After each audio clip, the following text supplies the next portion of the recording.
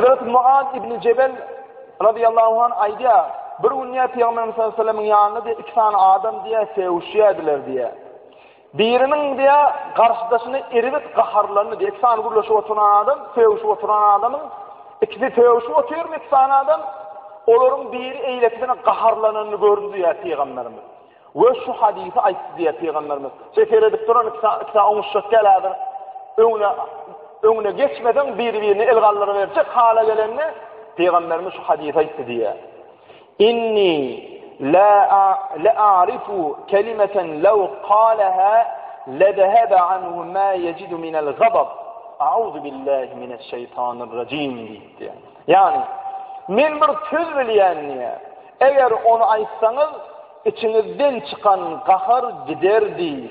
Ol söz A'udhu billahi mineşşeytanirracim diye. İki tane adam sevişipdir, birbirine halları verecek olanlarına Peygamber sallallahu aleyhi ve sellem aytdı diye.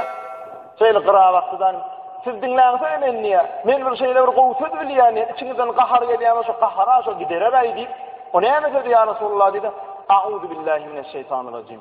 Rejim edilip, dağışlanılıp kovulan şeytanın şerrinden ey Allah'ım senin pena isteyen, sana sığınayan demekte. Allah-u Teala Kur'an-ı Kerim'de berk tavsırıya nemani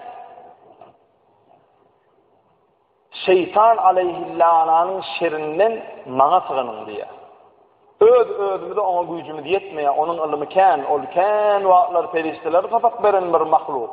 Sonun karşısına görüşük bolma. Her bir şeytanın şerrinden mana sığının diye Allah Tebarek ve Teala.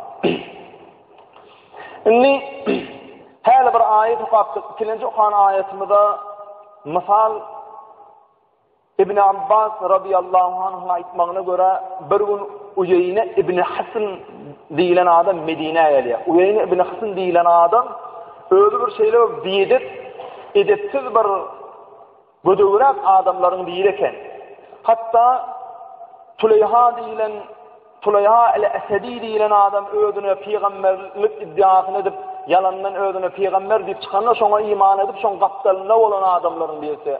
Ama Hazreti Abu Bekir Sıddık radıyallahu anh onları öldürüp buna yetiye tutanla Müslüman olmaklığı hödürleye yani Uyeyne İbn Hasan deyilen adama onunla Müslüman oluyor. Tövbe diye ervesi yolundan gaydiya.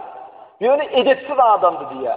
Hatta Peygamberimizin yanına da edepsizlik edip diye kendine fırsat diye kalkman, ruhsa soraman yanına girirdi diye. Sonra edepsiz adam iken Peygamberimiz kendi kayad diye Uyeyne.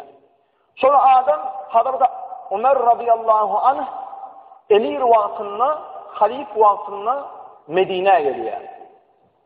Medine'ye gelenine öyle bir inisi var.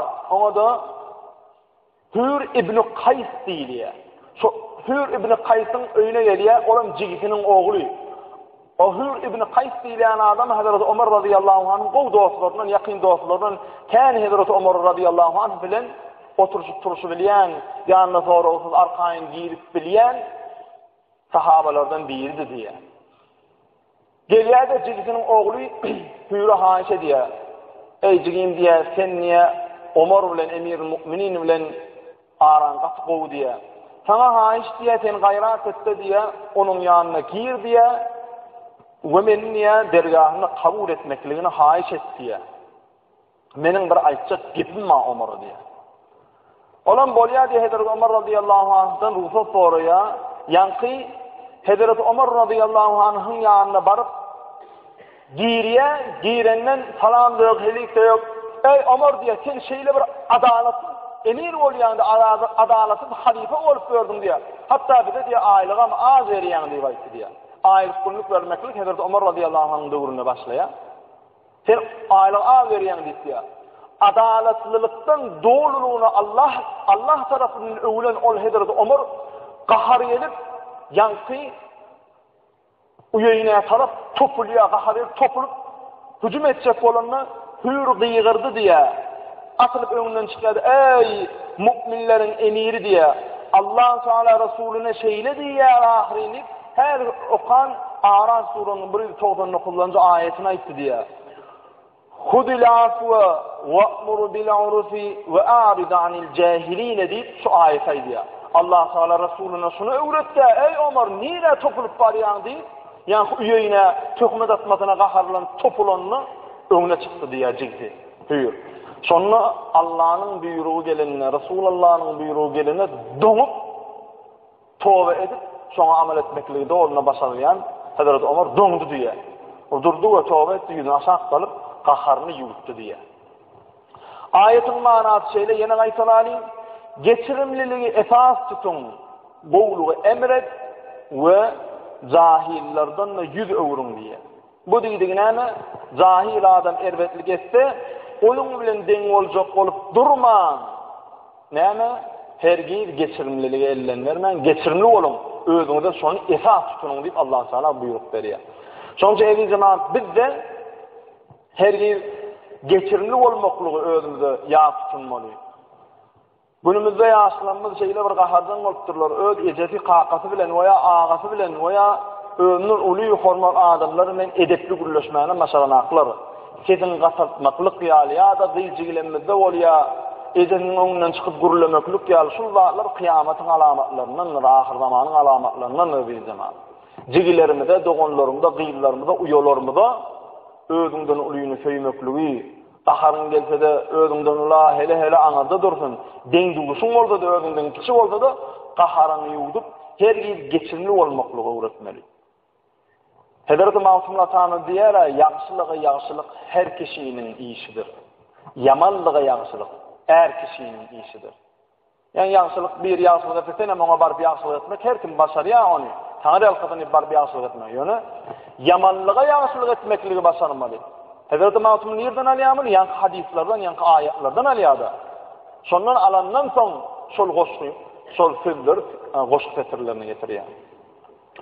Şu goşkusuna layık öz başından geçen bir ön amayıp veriptik, yine de yaxşılık etmeklikte fadilet vadi cemaat, Hazreti Masum Atanı'dan bir dat görünmereydi.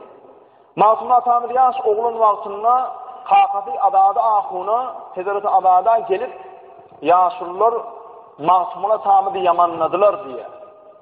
Gelip yamanlayalar, ey avadi, oğlun masumuna bir sallak çaldan, bir qamçılasan, kâyenin kulağından çeksen, bir edip boluptur, ödünün önüne çıkayan boluptur, falan boluptur, yamanlayabiliyorlar.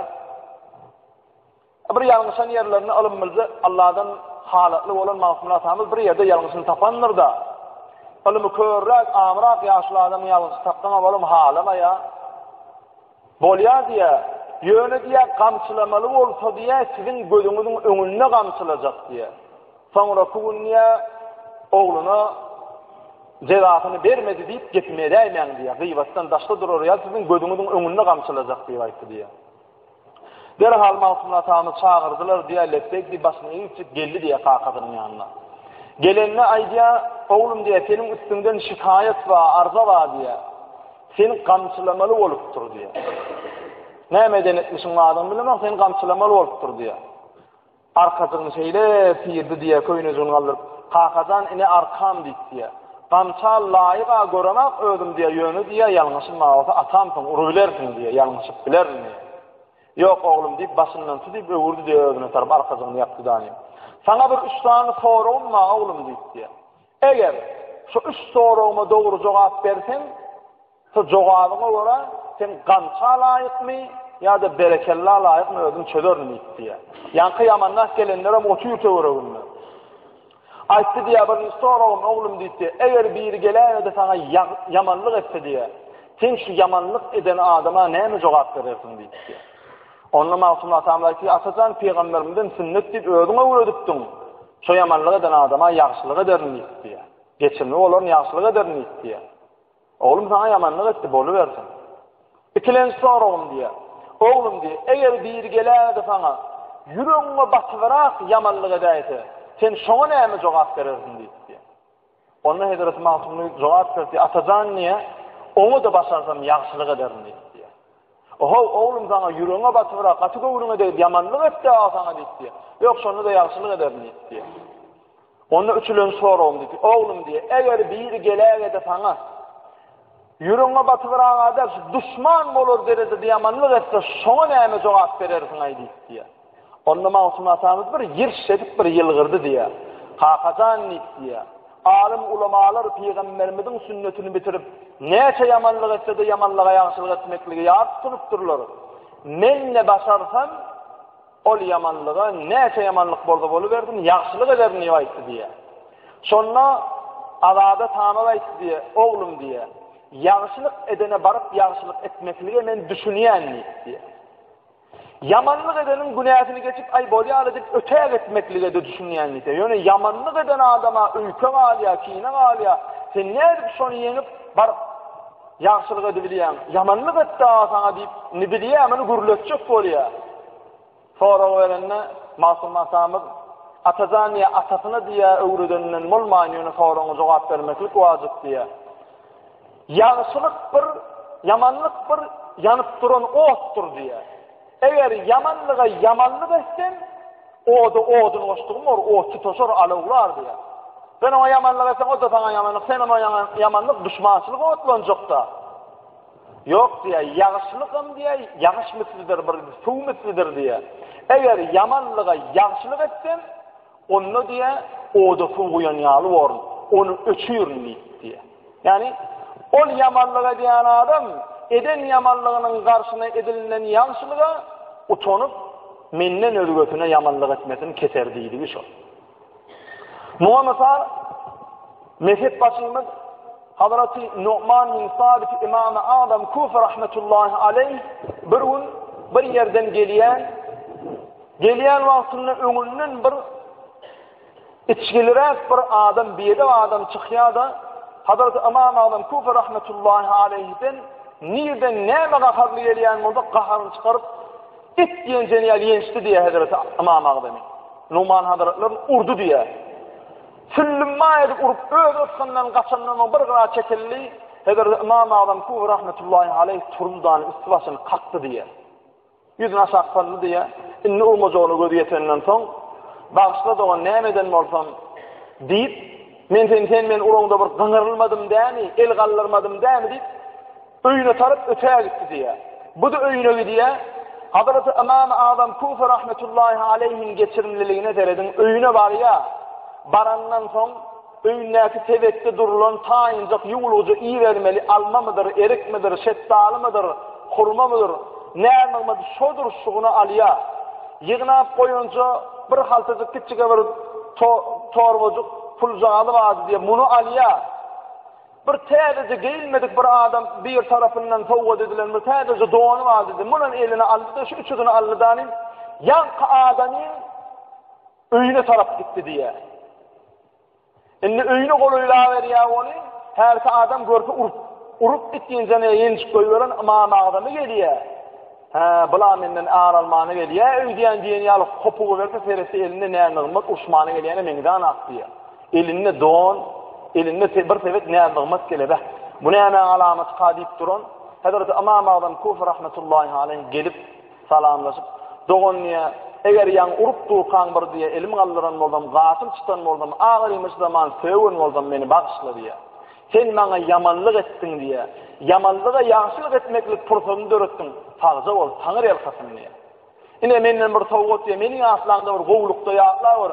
Näme gafymda önün, näme gymmatlardan şu diýerde sebetdäki o näme gymmaty berýär. Böwönümi berýär. Ine bu dony men tek özüm bir geýemek geýsem bir gerek geýenim. Budan saňa towgat, meni ýatlardyň şunu geýen wagtynda dony eňine geýdirýär. Bir gerek ýaraň bolar. Bir ýerde sowardym gerek ýaraňa diýip ol ýygnap goýunja puluny berýär.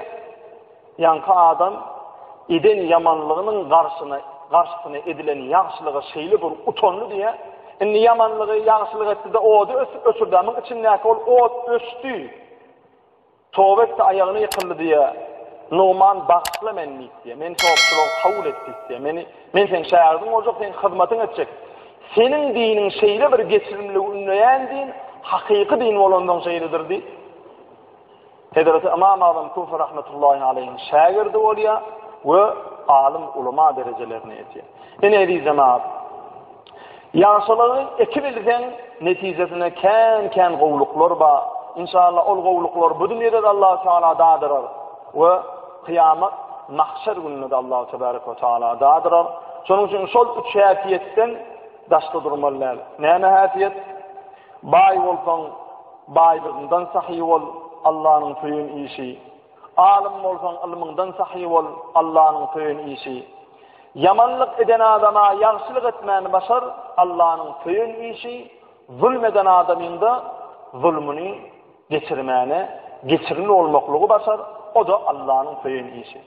Gaýrat edeýin, her bir geçirinligi elden bermäli, öz bala çağajyklarymyzda ol aýdýan geçirinligimizi dille dälle durmuşymyza amal etmäni başaraýlyn. Wa akhiru da'wana alhamdulillahi rabbil alamin. Ve sallallahu teala ala hayr halqihi Muhammedin ve ala alihi ve ashabihi ecma'in at-tayyibin at-tahirin. Ve ala sairil enbiya'i vel mursalin bi rahmetike ya erhamer rahimin. Allahu ekber. Cümle.